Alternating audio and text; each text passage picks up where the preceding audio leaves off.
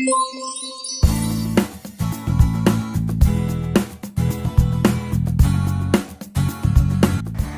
semua, saya Patricia Simatupang dari kelas PSPK 2021E. Di sini saya menyediakan video pembelajaran terkait tentang pembuatan larutan penyangga dengan menggunakan aplikasi Virtual Lab. Di mana video ini untuk memenuhi tugas proyek dari ujian akhir semester yang dibimbing oleh Ibu Rini Seli. Baik, pada video ini saya akan menjelaskan bagaimana pembuatan larutan penyangga asam dengan menggunakan aplikasi Virtual Lab. Terlebih dahulu, kita telah mendownload aplikasi Virtual Lab di Google dan juga aplikasi Java di java.com. Nah, di sini saya sudah mendownloadnya. Setelah nanti di-download, tinggal diinstal, lalu dibuka. Nah, jadi beginilah tampilan dari aplikasi Virtual Lab.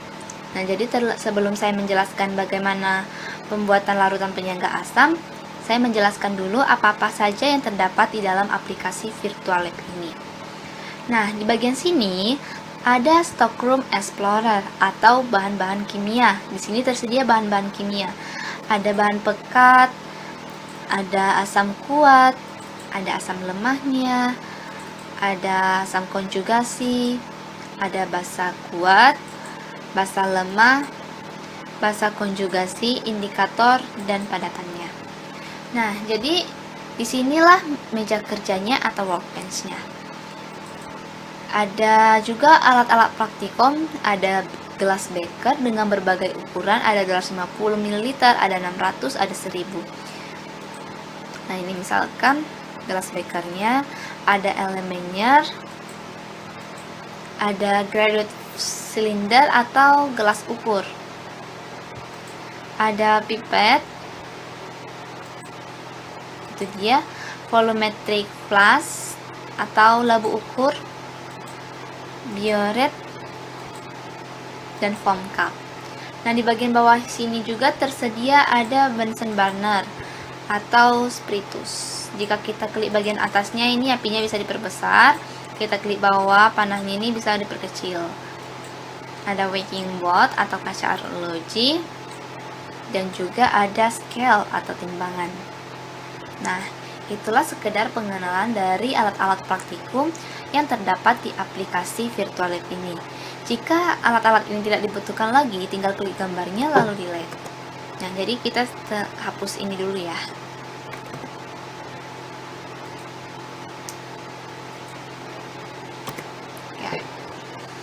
Nah, jadi sebelah sini ada solution info. Misalkan kita mengambil 11,6 molar HCl. Di sini ada keterangannya.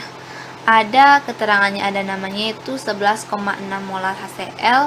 Volumenya sebanyak 2000 ml dalam wujud aqueous. Nah, di sini juga ada suhunya, dia menunjukkan 25 derajat Celcius dan pH-nya menunjukkan negatif 1,06.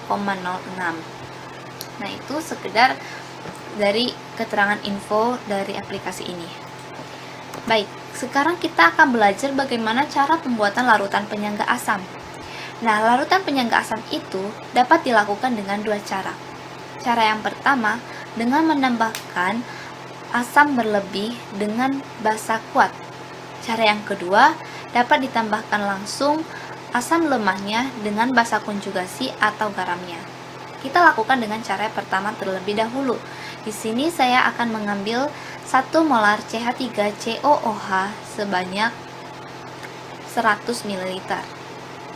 CH3COOH inilah yang disebut sebagai asam lemah. Setelah itu, sebagai basa kuatnya, saya mengambil di sini sebanyak 1 molar NaOH. Lalu kita menyediakan gelas beker dengan ukuran 600 ml.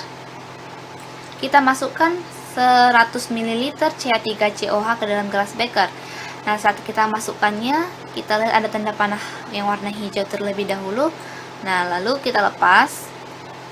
Jika ingin memasukkan 100 ml ke dalam gelas beker ini, kita ketik di bagian bawah. Nah, kita ketik 100. Enter.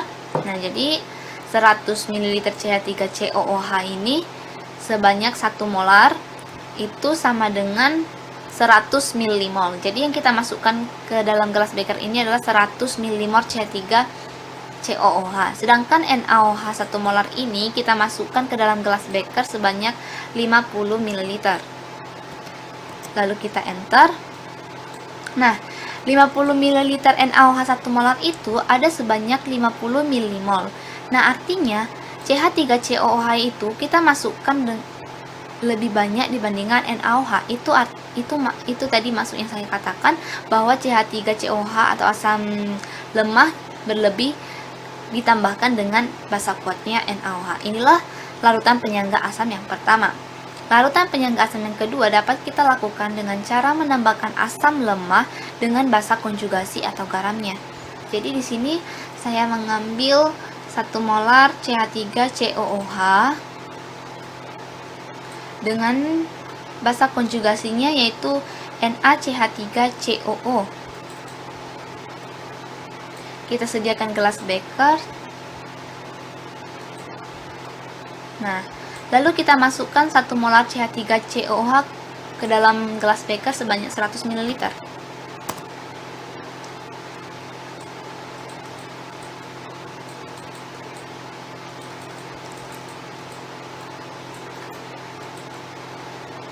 Nah, sedangkan 1 molar NaCH3COO kita masukkan lagi sebanyak 100 ml.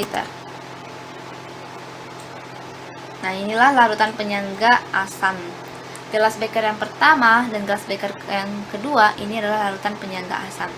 Jadi larutan penyangga itu adalah larutan yang dapat mempertahankan pH-nya jika ditambahkan sedikit asam atau sedikit basa atau pengenceran. Jadi kita buktikan.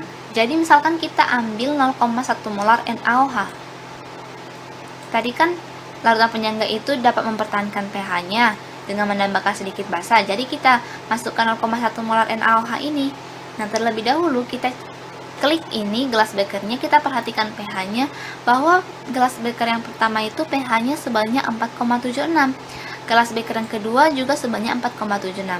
Saat kita masukkan 0,1 molar NaOH ke dalam gelas beker yang pertama sebanyak 10 ml, kita enter. Gelas beker yang pertama ini menjadi 4,77.